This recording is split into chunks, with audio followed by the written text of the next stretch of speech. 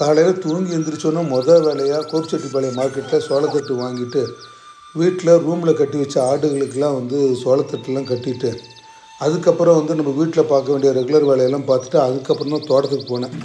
அந்த கூரை மேலே வந்து பெண் வாத்துகள்லாம் பசியோடு இருக்கும்.